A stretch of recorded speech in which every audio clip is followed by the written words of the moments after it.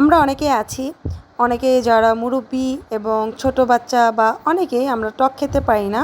টক খেতে গেলে আমাদের দাঁতটা একদম টক হয়ে যায়। তখন এই কারণে আমরা কাঁচা আম, আমড়া এই জাতীয় খাবারগুলো আমরা খেতে পারি না। তো এই কারণে আমি সবসময় আমড়া বা কাঁচা আম ঠিক আজকে যেভাবে তৈরি করছি এভাবে আমি করে খাই। এটা মাখানো ভর্তা বলতে পারেন, যে আমড়া ভর্তা।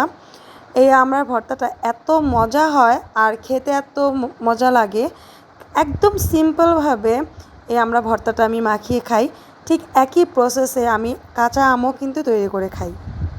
আর এভাবে যদি খান তাহলে যারা মুরব্বিরা আছেন তাদের আর দাঁতের টক নিয়ে, বা অনেকে আছে দাঁত নাই বাট আমরা খেতে চাই, কাঁচা আম খেতে চায়, তাদের জন্য কিন্তু এই প্রসেসটা একদম খুবই সুন্দর। তারাই চাইলে এইভাবে করে খেতে পারবে, ছোট বাচ্চারাও খেতে পারবে। আর যারা ইয়াং আছে বাট টকের কারণে খেতে পারে না, দাঁত টক হয়ে যায়, তারাও কিন্তু এভাবে খেতে পারবে। তো আমি সবসময় আমরাকে এভাবে করে ছিলে তারপরে এই ভর্তাটা বানিয়ে নিই। এখন আমি এই যে একটা গ্রেটার মেশিন দিয়ে, এটা তো সবার ঘরেই থাকে, আলু আমরা কুচি করে এটা দিয়ে, তো এইটা দিয়ে আপনারা আমড়াটাকে এইভাবে করে কুচি করে নেবেন। তো আমি এখানে একদম ভালো করে কুচি করে নিচ্ছি। আসলে এভাবে করলে আমড়াটা কোনো দিক দিয়ে ফেলা যায় না। আমরা যখন ছিলে টুকরা করে খাই অনেক সময় খেতে ইচ্ছে করে না, চামড়াটা ধরেন একটু মোটা কাটা হয়, তারপর আবার নিচে যে বড়াটা থাকে, বিচিটা থাকে, এটার মধ্যে অনেকটা আমড়া লেগে থাকে। আর এভাবে করে করলে কিন্তু অনেকটাই বেঁচে যায়, আমড়া এত নষ্ট হয় না। তো আমড়াটা কাটা শেষ, এখন আমি একটু লবণ আর একটু বিট লবণ দিয়ে দিলাম। দেখতে পাচ্ছেন কতটা সুন্দর হয়েছে। এখন আমি একটু চিনি দিয়ে দিচ্ছি।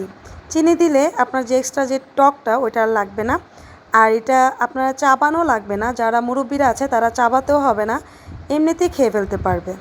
তো এই তো অ্যাজ ইউজুয়াল আমি একটু গুঁড়ামরিচ দিচ্ছি, যেটা আমরা সবাই দেই যে কোনো ভর্তা মাখাতে। এই প্রসেসটা আপনারা কাঁচা আম দিয়েও করতে পারবেন। তো দেখতে পাচ্ছেন আমি ভালো মতো একটু মাখিয়ে নিচ্ছি, চিনিটা একটু গলা পর্যন্ত ভালো করে একটু মাখিয়ে নেবেন। আপনারা চাইলে এখানে কাঁচামরিচও অ্যাড করতে পারেন, ভালো লাগবে। তো এই তো আমি সবসময় আমড়াকে এভাবে খাই, যেহেতু আমি টক খেতে পছন্দ করি না, তাই আমি আমড়া বা আম এভাবে মেখে খাই। এতে আমার ভিটামিনটাও শরীরে যায়, আমার খাওয়ার যে ইচ্ছাটা সেটাও মিটে যায়। তো তৈরি হয়ে গেল আমড়া মাখা বা আমড়া ভর্তা, যেটাই বলেন। এই একই প্রসেসে আপনারা কাঁচা আমটাকেও তৈরি করে খাবেন, দাঁত একদম টক হবে না। যারা টক খেতে পছন্দ করেন না তাদেরও কিন্তু এটা খেতে ভালো লাগবে। তো আশা করি আজকের ভিডিওটা আপনাদের কাছে একটুকু হলেও উপকার হয়েছে বা ভালো লেগেছে। যদি ভালো লাগে অবশ্যই কমেন্ট করে জানাবেন যে আপনারা কিভাবে আমড়া বা আম মেখে খান। আমি তো চাকচাক করে খেতে পারি না, তো এই কারণে আমি এই প্রসেসে খাই। তো আশা করি আপনাদের কাছে ভালো লেগেছে। যদি ভালো লাগে অবশ্যই কমেন্ট করে জানাবেন, আর ছোট্ট একটি লাইক দিয়ে দেবেন, অ্যান্ড আপনাদের ফ্রেন্ডস অ্যান্ড ফ্যামিলির মাঝে আমার এই ভিডিওটি শেয়ার করে দেবেন। তো সবাই ভালো থাকবেন, সুস্থ থাকবেন। আল্লাহ হাফেজ, আসসালামু আলাইকুম।